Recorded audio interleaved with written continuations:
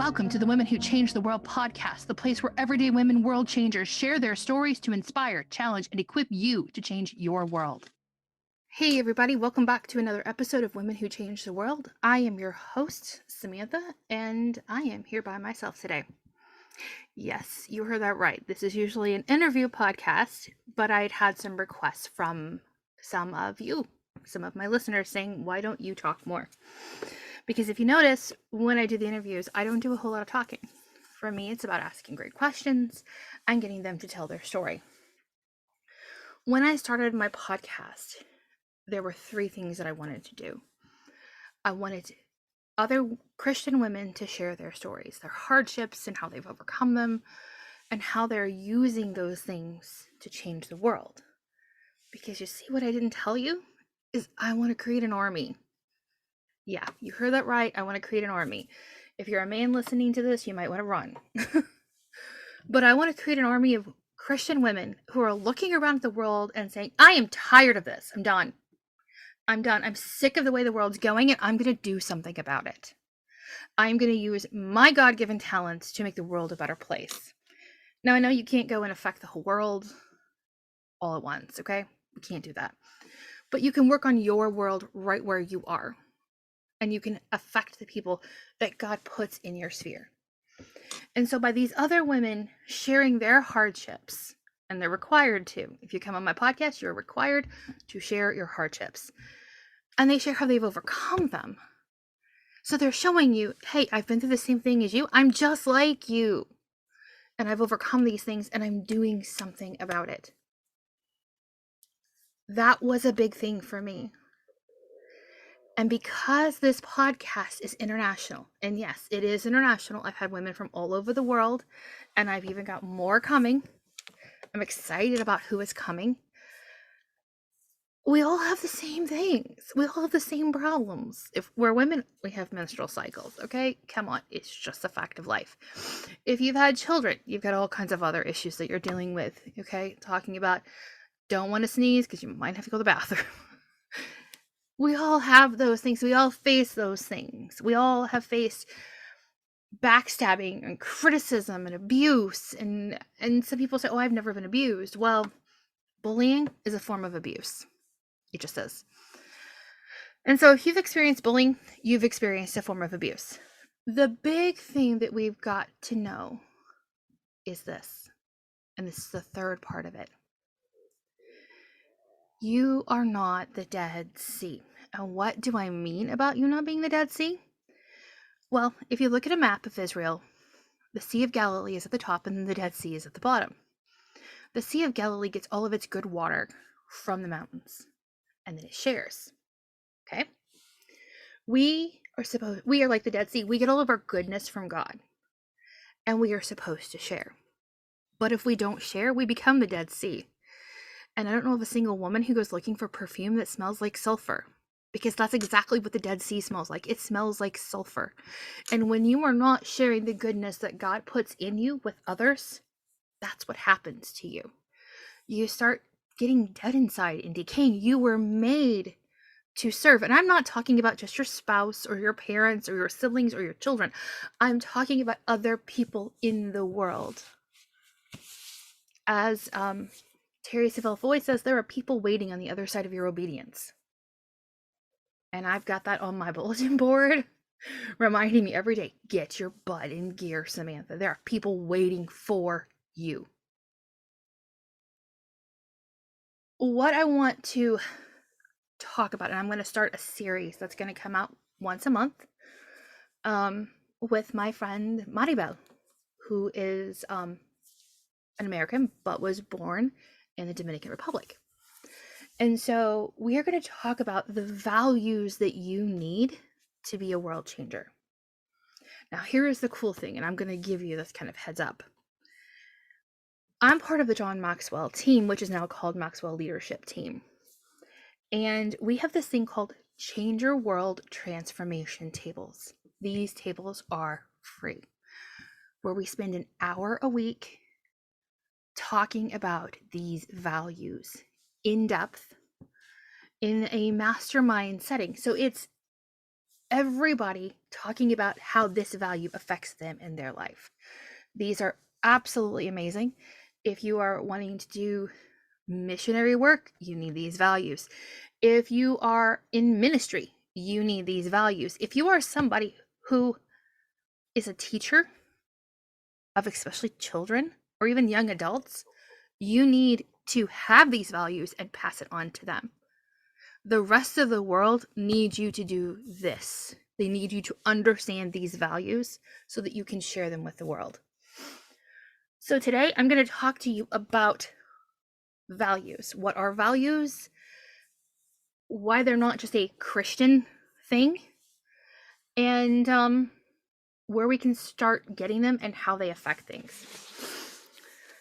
Now, values, I looked this up to make sure I got it correctly. In ethics and social sciences, I'm reading this, value denotes the degree of importance or something or action with the aim of determining what actions are best to do or what way is best to live, or to describe the significance of different actions. And so another thing, I'm reading this because it's hard to remember all of this. Values are standards or ideals with which we evaluate actions, people, things, or situations. Okay, that is what values are. That is just a basic mindset of what values are. But in John Maxwell's book, Change Your World, it says values are principles that guide your decisions and behaviors. When those values are good, they bring only benefits, never harm to yourself and others. So what values are is what's most important to you.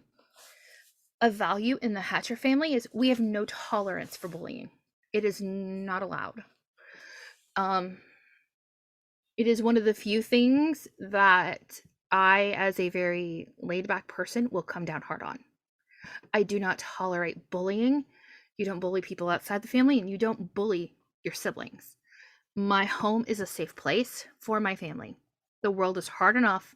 When they come back home, I want them to be safe here. So I do not tolerate bullying in my house.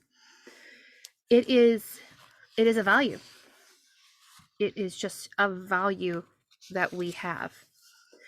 Bill Perkins says a value then is an internalized principle that guides your decisions. It's just like I just said to you, it is something that we just don't tolerate. We have no tolerance for it. So I told you that this isn't just a Christian thing, but it goes across the board.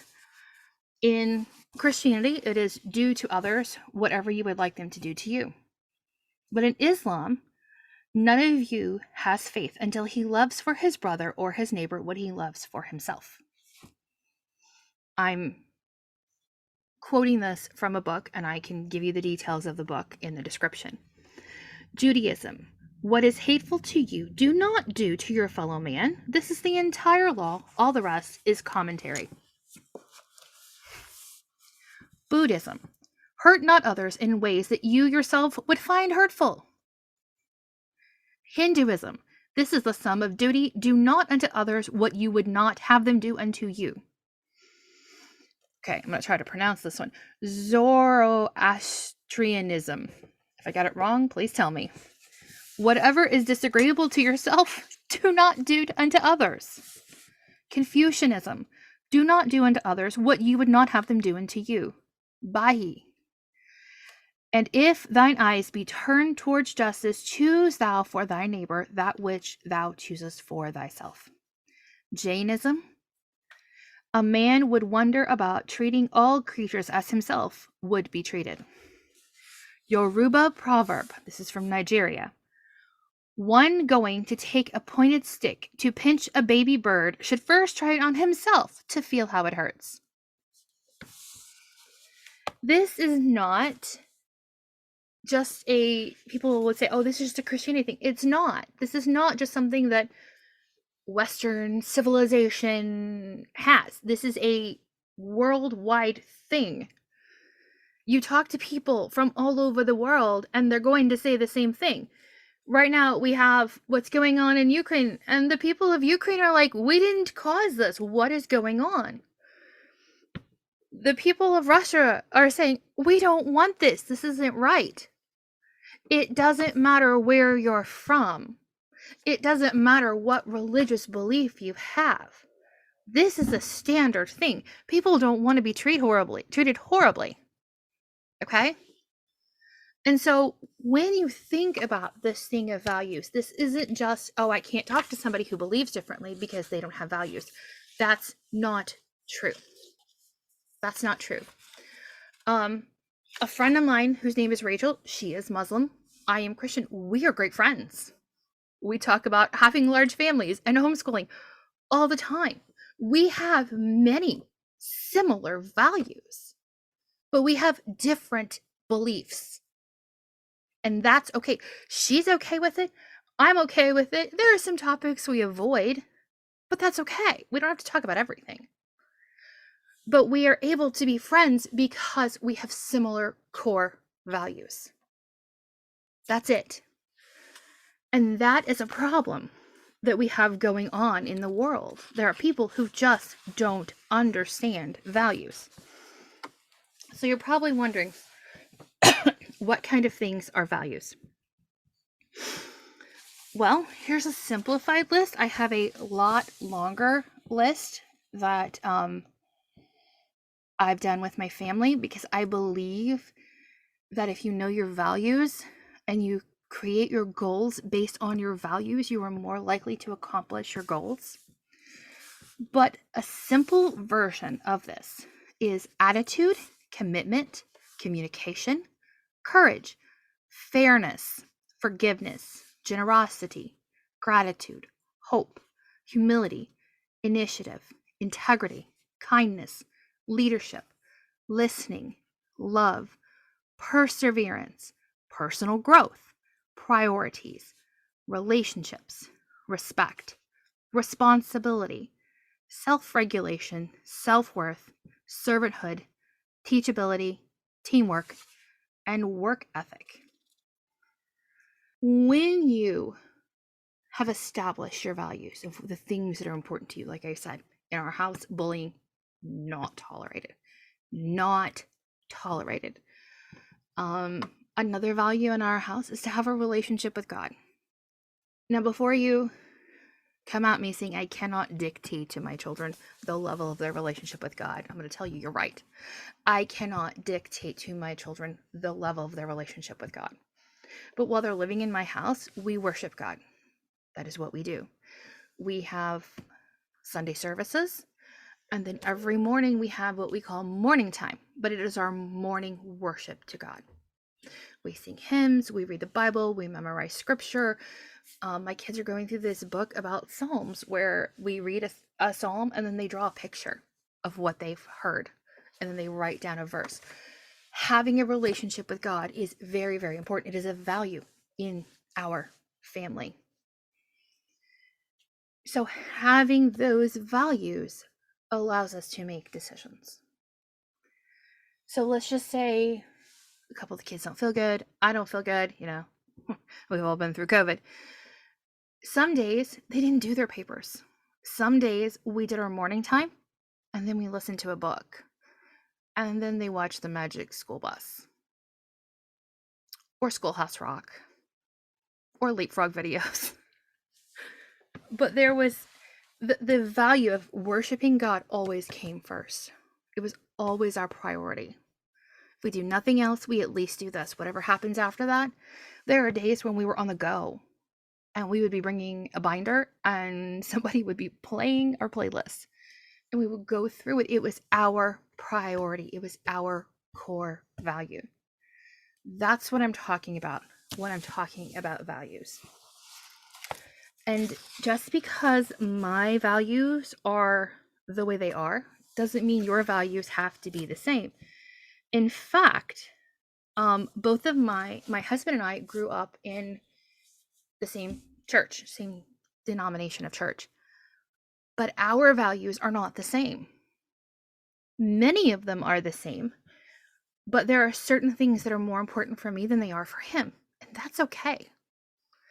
And honestly, it's a good thing because then we have each other to balance each other out. Bullying is extremely high on the list for me. I was bullied all through school, from kindergarten all the way up. I was bullied. My husband didn't really get bullied, so bullying wasn't a big thing for him. But there are other things that are important to him. And so our children are getting a balance of what's important to me and what's important to him.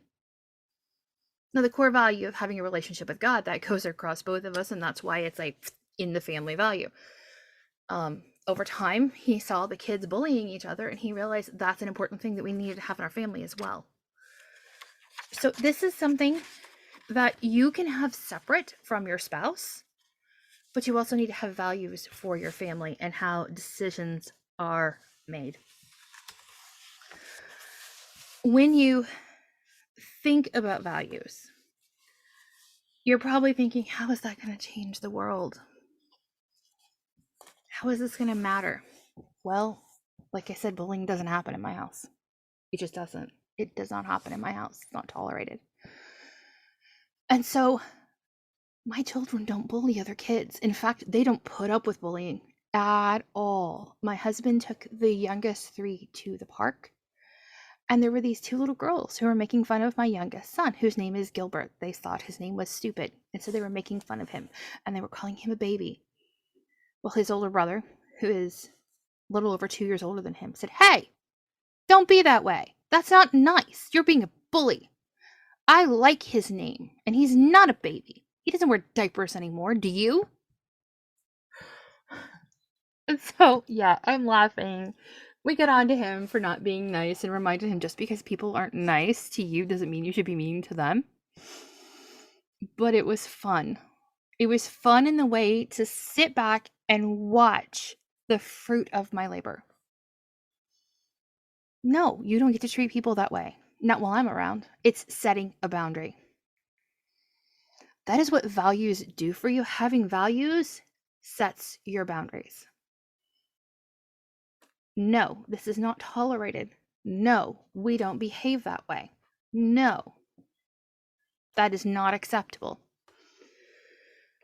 In a world where people are constantly being told what to think,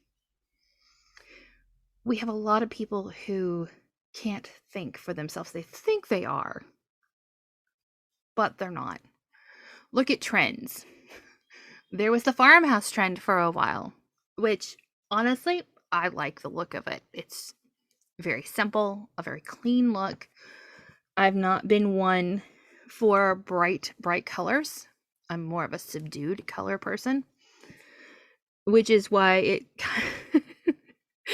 it was kind of odd that when my husband brought home a washer and dryer, we got a used washer and dryer a couple of years ago, it was bright red. And I'm like, oh my goodness, what am I going to do with a bright red washing machine and dryer? I went looking and found pictures like, oh, that blue color works with that. Okay, we'll do that. But the trend being what it is, I should have said, nope, we're not doing that. Nope, doesn't fit. Nope, not going to work. I got a used washer and dryer for about $400. Front loaders, they've been great. They've been amazing. And the thought process of it's bright, I don't like it, came up against I am frugal, I am practical, I want the best bang for my buck. And they smacked into each other, and they smacked hard for a while until I found a compromise. It's a very pale, subdued blue, and the trim is in my favorite trim color, which is called Polar Bear, that came out early 2000s. It's an old color, but I love it because it's not pure white. And it looks good. I am happy with the look. But you see, those values came crashing down or into each other, and I had to decide what is the most important thing. The most important thing was to make it work with what I got. But I didn't change my values. I still got my subdued colors on my wall and in my flooring, and in the decor that's in the room, there is a sign that says, and I put it in there, I've got 7 kids. People talk about my hands being full. I tell them you should see my laundry basket. Well, the sign says I thought about throwing in the towel, but then I realized how much laundry I had to do. So the compromise isn't a compromise of my values. Okay? That didn't change. My values did not change because of the situation.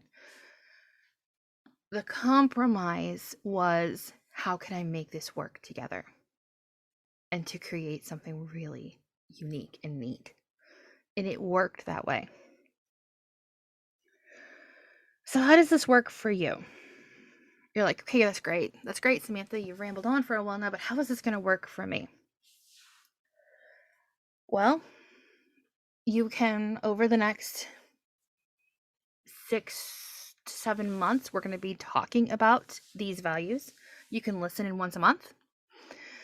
Maribel will be having a discussion with me in English, but we'll also be translating into Spanish. We will have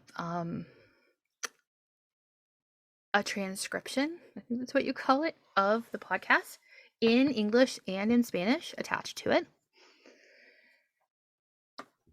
Or you can message me. You can email me at womenwhochangedtheworld2021, because that's when I started the podcast, at gmail.com. That is womenwhochangedtheworld2021 at gmail.com. And we can have a transformation table with you and go over these values in 6 weeks. But before I go, I want to give you something else. Generosity is the fuel for transformation. It's the opposite of selfishness. Proverb says a generous person will prosper. Whoever refreshes others will be refreshed. You ever felt good after serving somebody? That's what we're talking about. I'm talking about holding a door open for somebody. I'm not talking about emptying your bank account. I'm talking about doing something simple, something nice. Humility is the spirit of transformation. It is the opposite of pride. Proverbs says, when pride comes, then comes disgrace. But with humility comes wisdom. If you're going into this mindset of, I'm going to change the world, I'm going to make it a better place because of me, you get a problem. Because honestly, you can't do anything without God. Integrity is the strength of transformation. It is the opposite of deceit. Proverbs says the integrity of the upright guides them, but the unfaithful are destroyed by their duplicity. There is a lot to values, and there's a lot to having them, to building them, to creating a life of values. But here is something that I want to leave with you. It's a quote by Richard Barrett. Organizations don't transform, people do. You may be thinking this is the UN's job, this is this foundation's job, this organization's job, this is this person's job or that person's job. It's the pastor's job, the minister's job, the preacher's job, the Bible school teacher's job, the elder's job. You may think it's everybody else's job but your own. But there's a little thing in my house that my kids hate it when I do this to them. But I'm going to tell you. I'm going to use a John Maxwell quote right now. It's usually when he's going to give you a zinger, he says, "Hello, my name is John and I am your friend." When he says that, you need to duck because whatever is coming is going to smack you good. So, my name is Samantha and I am your friend. When you are pointing a finger at other people, whether to correct them or say it's that person's job, flip your hand over and look at how many fingers are pointing back at you. If you're pointing with your pointer finger, you have 3 fingers pointing back at you. It is their job. It is. But it's also yours. Don't become the Dead Sea, my friend. Don't think it's other people's job to give and to share and to be thankful and show people your gratitude to God by sharing His love with them. Because in the end, God's going to look at you and say, why didn't you talk to them? I put them in front of you. I put them in front of you because you understood them, because you could love them, because you've been them. I'm not saying this will or won't prevent you from going to heaven. That's not what I'm talking about. Because God's grace and mercy covers all sin. But do you want to answer to Him why you didn't love on the people in front of you? The mom in the grocery store with the crying baby.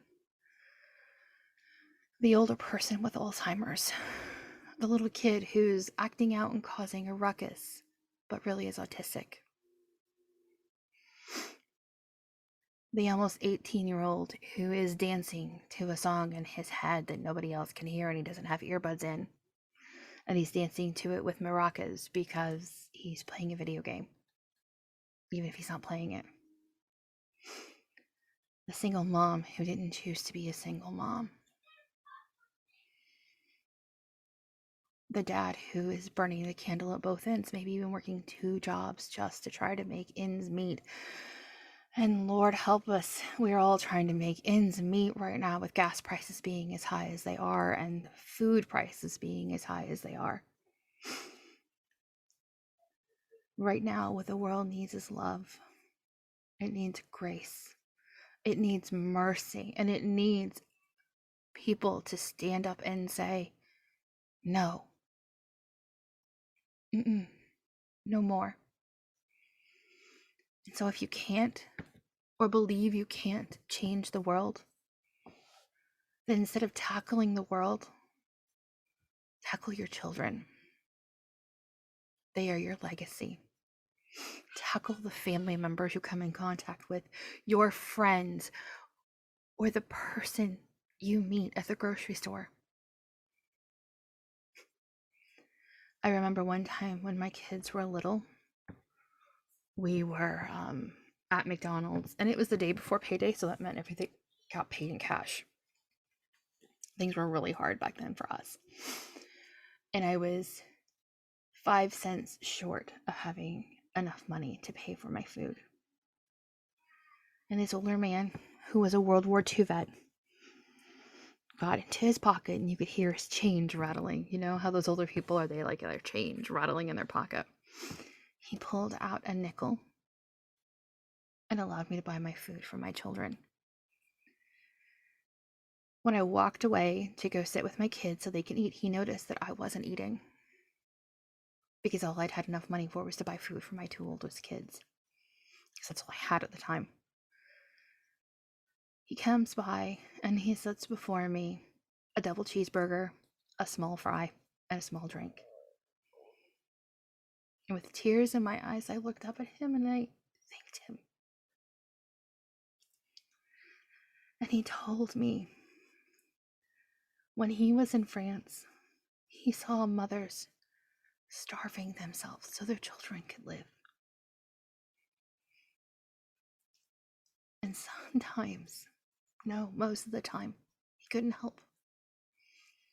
And he promised himself when he came home, if he saw a mother feeding her children and not feeding herself because she didn't have money, that he would buy her a meal. That man did change the world as a vet. But that day he changed my world too. I don't know his name. But his story is a story that my children will know. And my grandchildren. And if I'm blessed to live long enough, my great-grandchildren, and then they will share the story as well.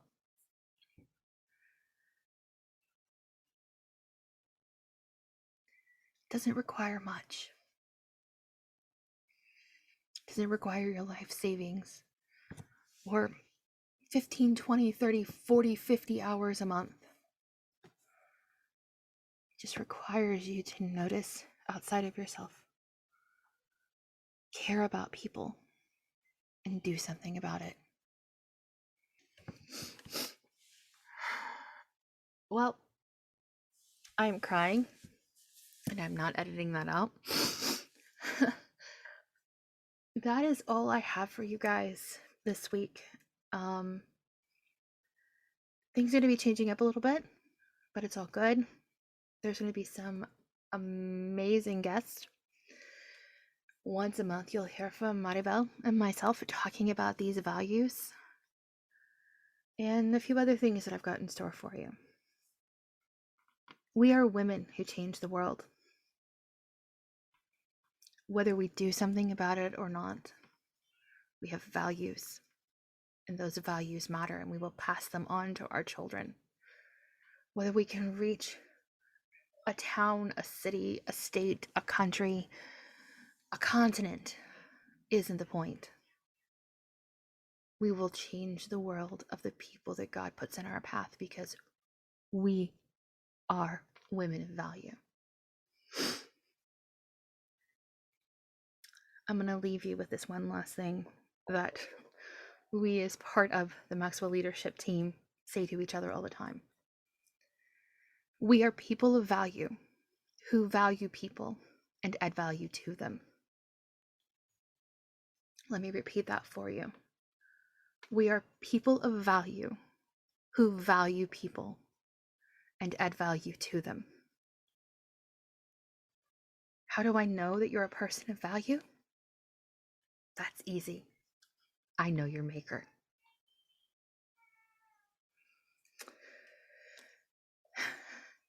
Have a wonderful week, my friends, and I will see you soon.